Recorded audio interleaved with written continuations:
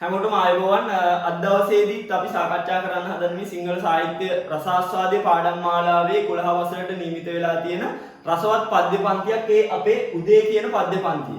එතකොට උදේ කියන පද්‍ය පන්තිය කතා කරන්න කලින් ඕගොල්ලෝ පොඩ්ඩක් මතකයේ ආවර්ජනය කරගන්න. උදේ පාන්දර ඕගොල්ලෝ නැගිටින එක නැත්නම් උදේ පාන්දර ඕගොල්ලෝයි සුන්දර ගම්පියසක නම් ඉන්නේ නේ. ගමේ තියෙන සුන්දරත්වය නේ, ලස්සන දිය මේ ගම් මොකද්ද මීදුම ගලාගෙන යන ඔය වගේ සුන්දරත්වයක් ඕගොල්ලෝ පොඩ්ඩක් මතක් කරගන්න. ඒකට ඒක අපිට වැදගත් මේ කවි පන්තිය රසාස්වාදයේ කරද්දි. ඒක කිව්වේ මොකද කියන හේතුව පස්සේ තේරෙන්නේ. එතකොට දැන් උදේ පාන්දර ගැන ලස්සන සින්දුත් තියෙන්නේ නේ. පොඩි කාලේ ඕගොල්ලෝ කිව්වනේ මොකද්ද උදේ පාන්දර පාසල් යන්නට බසයක් උදෑසනම අපි පොඩි දුව එනවා කොහෙද සැඟවි එළියට එනවා උදේ පාන්දර පාසල් යන්නට බසයක් ඇවිදින් කතා කරනවා වගේ ගීතත් කිව්ව. තව අනන්තවත් ගීත මෙන්ම කවි පන්තිත් උදෑසන තියෙන උදෑසන පරිසරයේ තියෙන සුන්දරත්වය. දැන් උදේ පාන්දර කිව්වම ලස්සනට මීදුම ගලාගෙන යනවා පාන්දර. ඊට පස්සේ ලාහිරු රැස් නැගෙනෝනේ මල් පිපිලා සමනලයෝ ඉන්නෝ. ඒතකොට මෙන්න සුන්දරත්වයක්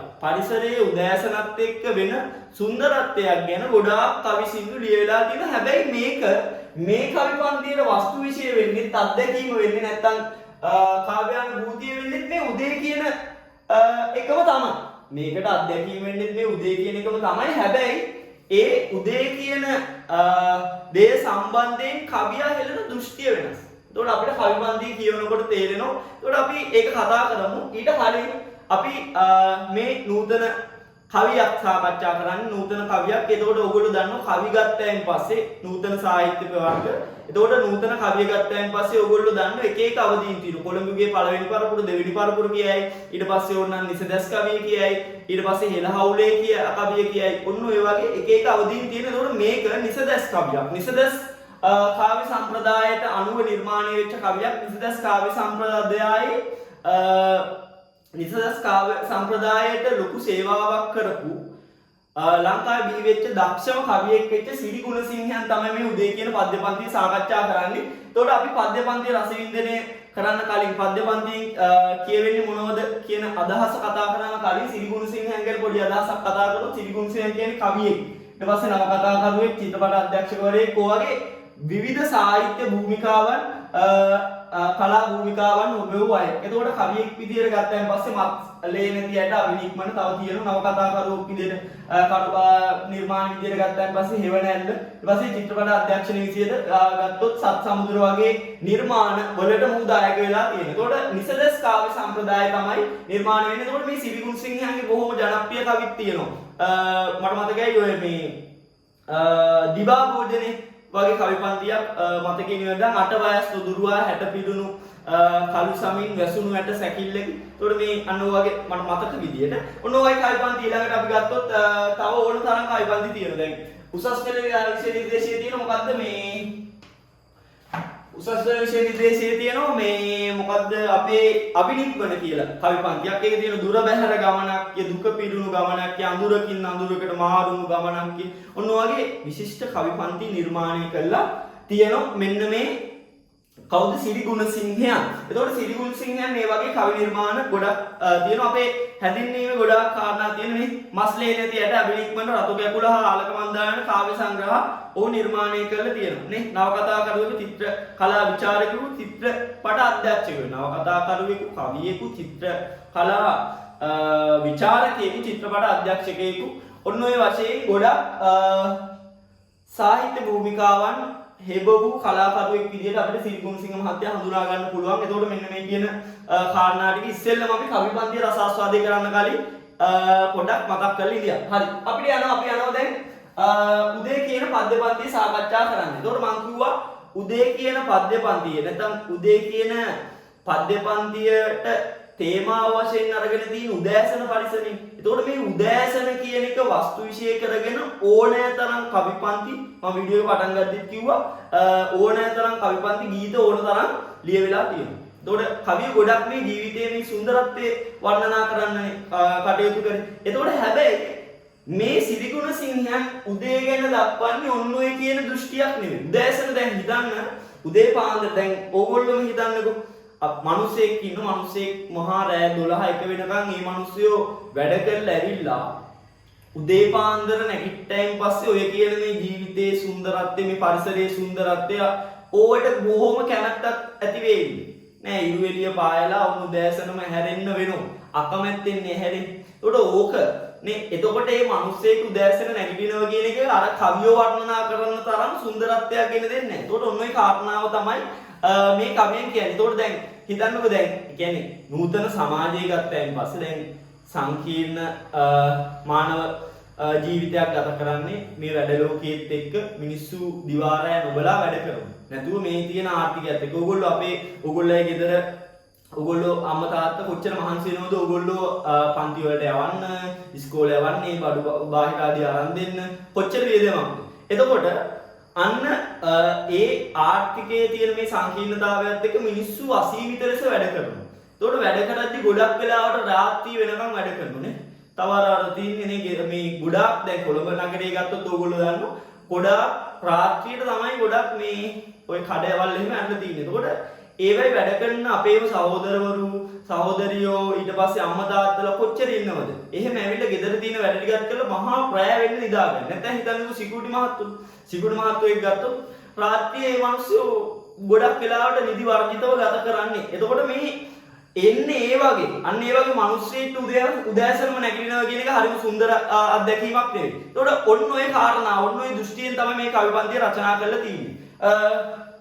කවිපන්තිය මෙන්න මෙහෙම පටන් ගන්නෙ. පෙරදිග ගොරහැටි රකුසෝ මගේ ධානයයි කඩන්නේ නිදා ගන්න පොරවගත්ත කළු රෙදි පොට මොකටද මේ තීරුවල් දීලා දවන්නේ. කුරුල්ලන්ට ගල් ගහලා උන් හොඳටම බිය කරලා මල් පොහොට්ටු දිගස්සිලා කඳුළු හෙලනවා. ඇස් දෙක මම අරින්නේ නෑ තුරුළු කරන් භාවනාව නැවතත් යන්නට යනවා මම මගේ දැහැන් ලෝකයට. එතකොට සරලම භාෂාවක් යොදාගෙන රචනා කරන්නේ මේ කවිපන්තිය. එතකොට මේ කවිපන්තිය දැන් ඕගොල්ලන්ට නිකන් මේක හයියුසේ ඒක නිකන් වචන ගොඩක් වගේ. එතකොට ඒක තමයි නිසදස් කාව්‍ය සම්ප්‍රදාය කියන්නේ. එතකොට පැරණි කවියෝ මොකද්ද කරේ හැම එකක්ම මේ ආකෘතියකට අනුව සිව්පදේ හෝ වේවානේ එකම වචනයකින් අකුරකින් අවසන් කරන්න එලි සමේ තියන්න. එතකොට ගොඩක් කාරණා ඉස්මතු කරන්න බෑ. ජීවිතයේ තියෙන යථාර්ථීය කාරණා කවිය මගින් ඉස්මතු කරන්න තියෙන අසීරුව නිසා තමයි මේ නිසදස් කාව්‍ය සම්ප්‍රදායත් එක්ක අලුත් දැන් අද වර්තමානයේ ගත්තයින් පස්සේ කවි කොච්චර ජනප්‍රියද නේ? වර්තමානයේ ගත්තයින් පස්සේ නේ හැම අවුරුද්දකම තියෙනවා දැන් ওই සාහිත්‍ය කලාව ওই සාහිත්‍ය ප්‍රදර්ශන ආරම්භයේට කොච්චර මේ තරඟ තියෙනවා නේ? හොඳම කෙටි කතාව හොඳම කවිය. එතකොට ඔන්න ඔය වගේ ගොඩාක් වර්තමානයේ ලියවෙන්නම නිසදස් කාව්‍ය සම්ප්‍රදාය කවි. එතකොට මේකේ හැටි. හැබැයි මේ කවියෙන් ගෙන්න අදහස මාරම දෙයක්. හරි.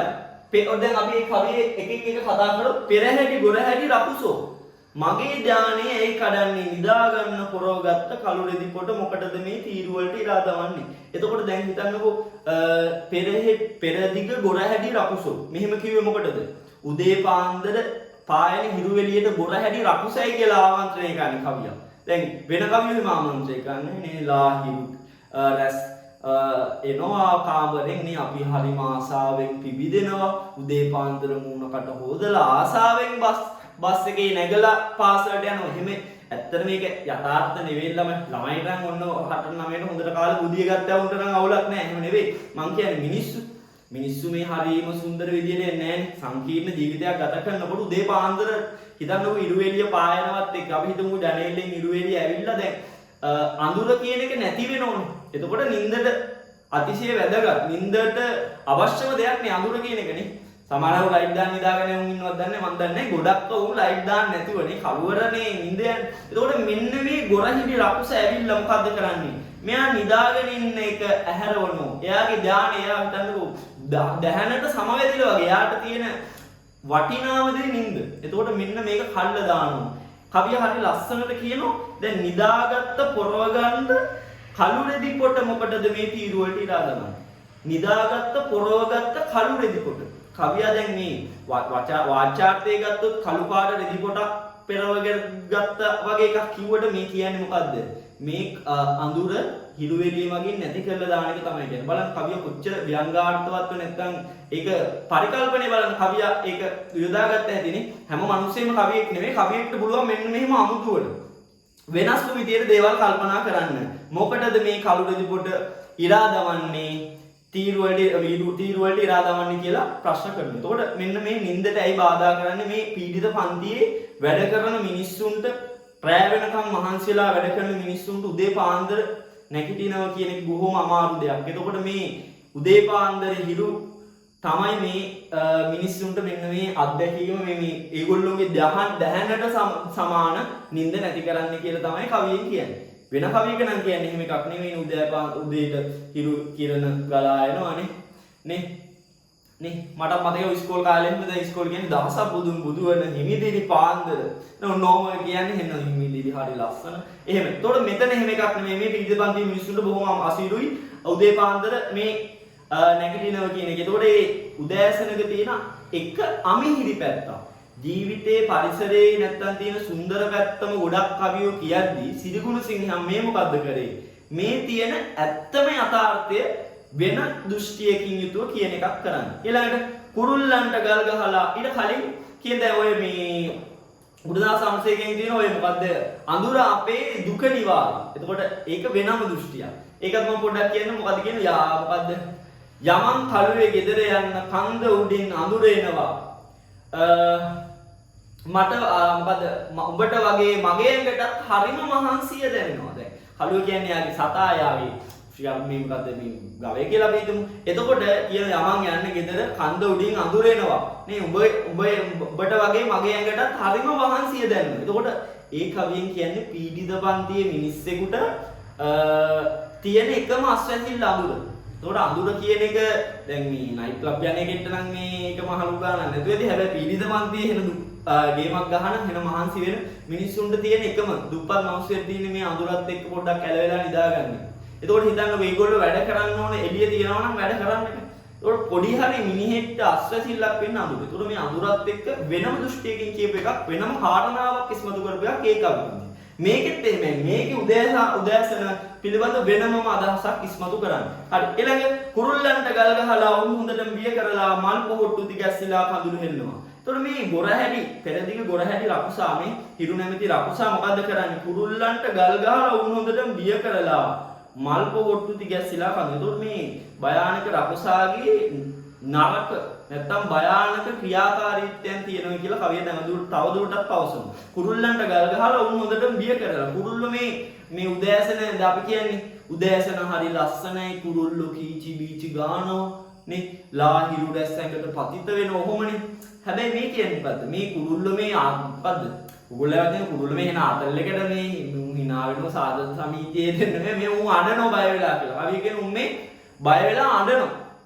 නේ එතකොට අන්න ඒවත් එක්ක මල් පොහොට්ටු තිගැස්සිලා කඳුළු හලනවා නේ කඳුළු හෙලනවා මල් පොහොට්ටු දැන් හිතන්න දැන් මෙතන තියෙන ලස්සන කාව්‍ය අලංකාරයක් උත්ප්‍රේක්ෂ අලංකාරය කියලා අපි කියන්නේ. උත්ප්‍රේක්ෂ අලංකාරය කියලා අපි කියන සාමාන්‍ය පරිසරයේ තියෙන දෙයක් යම්කිසි සාමාන්‍ය පවතින දෙයක් වෙනස් විදිහට කියන එක. දැන් ඔයගොල්ලෝ දන්න උදේ පාන්දර පිණි තියෙනවනේ ගස්වල විද්‍යාත්මක කාරණාවක්. ඒතකොට පිණි තියෙන මල් වල පිණි වැටිලා තියෙනවා. කවිය කියන මේ පිණි නෙවෙයි මල් බය වෙලා අඬලොයි තිගැස්සිලා කඳුළු වහල්නවා. ඔය අඬන ඔය මල්. එතකොට අන්න සාමාන්‍ය ඇත්තට ඒක නෙවෙයිනේ වෙනම විදියකට කවියගේ අරමුණ නැත්තම් කවියගේ දෘෂ්ටිය කවියගේ තේමාව කියාපාන්න කවිය මෙන්න දේවල් පරිසරයේ දේවල්ම වෙනස් විදියකට මතු කළා දක්වන පරිසරයේ දේවල්ම භාවිතා කරනවා කියලා අපිට පැහැදිලි. ඊළඟට ඇස් දෙකම අරින්නේ නැහැ තුරුළු කරන් භාවනාව නැවතත් යන්නට යනවා මම මගේ දැහන් ලෝකේට. එතකොට මෙයා කතකයා කියනෝනේ ඇස් දෙකම අරින්නේ තුරුළු කරන් භාවනාව. දැන් භාවනාව කියන්නේ මේ ආධ්‍යාත්මික සුවයක් ලබා දෙන දෙයක් නේ. භාවනාව කියන්නේ ධානය කියන්නේ ලොකු කතාවක්. එතකොට මෙයා කියනවා මෙයාට තියෙන භාවනාව තමයි නිින්ද. එතකොට එයාට තියෙන ආධ්‍යාත්මික සුවයක් ලැබෙන එකම කියන්නේ එහෙම කියනකොට මෙයාට නිින්ද කොච්චර වැදගත්ද කියන එක නේ. මිනිස්සුන්ට අද නිදා ගන්නවත් වෙලාවක් නැහැ. කනව බොනව වැඩ කරනව නේ ආපහු පොඩි වෙලාවක් නිදා ගන්න එහෙම බොහොම රේස් එකේ දුවන නිකන් තරගයක් වගේ නේ. ටික කාලයක් ඉපදිලා තව පොඩි මේ කියන්නේ මේ පොඩි කාල සීමාවකට මැරිලා. එතකොට මම කියන්නේ එහෙම නැතු වෙන්න කියලා. මම කියන්නේ මේ සමාජ සංකීර්ණ වීමත් එක්ක මේ දේවල් කරන්න සිද්ධ වෙනවා. එතකොට මේකේ කියනෝනේ හැබැයි මෙයා කියනවා මම S2 අරින්නේ නැහැ තුරුළු කරන් භාවනාව නැවතත් යන්නට යනවා මමගේ දැහැන් ලෝකෙට. එයාගේ ලෝකයට නැවතත් යනවා කියලා කියනවා. ඔන්න කවිය ඔය විදියට උදෑසන කියන තේමාව නැත්තම් වස්තු විශේෂ අරගෙන වෙනම දෘෂ්ටියකින් යුතුව මේ සුන්දරත්වයේ නෙවෙයි උදෑසනක තියෙන කටුක බව මතු කරලා දැක්වුවා. ඒකට ඕක තමයි මේ කවි පන්තියේ සාකච්ඡා කරන්නේ. බොහොම පොඩි කවියක්. හැබැයි මතු කරන අදහස සුවිශේෂී විශිෂ්ටයි ලොකුයි. ඒකට ඔන්න ඔය කියන කාරණා තමයි මේ කවි පන්තියෙන් සාකච්ඡා කරන්න ඕන. එතකොට මෙන්න මේකේ ඔන්න ඔය කාරණා ටික තියෙනවා. ඉතින් ඕවා ඔය ටික කියවලා මේවා විචාර ප්‍රශ්න ලියන්න. මේ තියෙන විචාරාත්මකව විමසන්න. මෙන්න මේ කාරණා ටිකම තමයි. නිර්මාණ සඳහා කවියෝක්තියක් කියලා කියන්නේ කාව්‍යෝක්ති. කාව්‍යෝක්ති කියලා අපි කියන කවියට උචිත කියමන. කවියේ තියෙන කාව්‍යෝක්ති ටික සාකච්ඡා කරනවා. අපූර්වත්වයේ නිර්මාණාත්මක සාහිත්‍ය කෘතියක් සාර්ථකත්වයට ඉවහල් වෙන ආකාරය උදේ. මේ අපූර්වත්වයේ දැන් අපි දන්නනේ කවියෙක්ට තියෙන්න ඕන ප්‍රතිභාව, පරිකල්පනයේ, ව්‍යුත්පත්තිය, සත්‍යාභ්‍යාස. උණු කියන කාරණා හතරක් ඔකේ තියෙනවනේ. පරිකල්පනයේ සහ නැත්තම් ප්‍රතිභාව කියන එක මේ කියන්නේ වෙනම අපූර්ව විදියට වෙනස්ම විදියට දෙයක් මතු කරන්න හැකියාව කියන්නේ. එතකොට අන්න ඒ විදියට අපූර්ව විදියට තමයි මේ කවිය නිර්මාණය කරන්නේ. ඒක මේ කවි පන්තියේ සාර්ථකත්වයට ඉවහල් වෙච්ච ආකාරය පැහැදිලි කරන්න තියෙන්නේ. කවි පන්තියේ හරිම පොඩ්ඩයි තියෙන්නේ. ওই ටික පාඩම් කරගන්න. සාහිත්‍ය මෙන්න මේක ඕගොල්ලෝ පාඩම් කරන්න මේ රසාස්වාදයේ කවි පන්තිය ඕක පාඩම් මේව කරද්දී ඒ කවි පන්තිය නේක පාඩම් කරගන්න. ඒක රචනා කරපු කතුවරයා ගැන කතුවරයා කවුද? එයාගේ නිර්මාණ කීපයක්, එයාගේ භූමිකාවන් ටික ඔන්න ඔය ටික මතක තියාගන්න. මොකද්ද කාව්‍ය සම්ප්‍රදාය නේ? ඔය ටික මතක තියාගන්න. කවියෙන් වචනේ කවියෙන් එන අදහස හොඳට තේරුම් ගන්න. ඊට පස්සේ ඒ කවියේ තියෙන කාව්‍යාලංකාර ටික බලා ගන්න, කාව්‍යෝක්ති ටික බලා ගන්න. ඔන්න ඔය ටික බලලා තනියම ලියන්න. ලියලම තමයි මේවා පුරුදු වෙන්න පුළුවන්. හරි එහෙනම් අපිට අද දවසේ ලොකු වේලාවක් ගත වුණේ නැහැ. ඔන්නෝම තමයි අපේ ඊළඟ පාඩමත් අවසන් වෙන්නේ. නැවතත් 11 වසරේ ඊළඟ පාඩම තුලින් හමු වෙමු. එතකන් රැඳී සිටින්න කියලා කියනවා සහ පොඩක් නැවතත්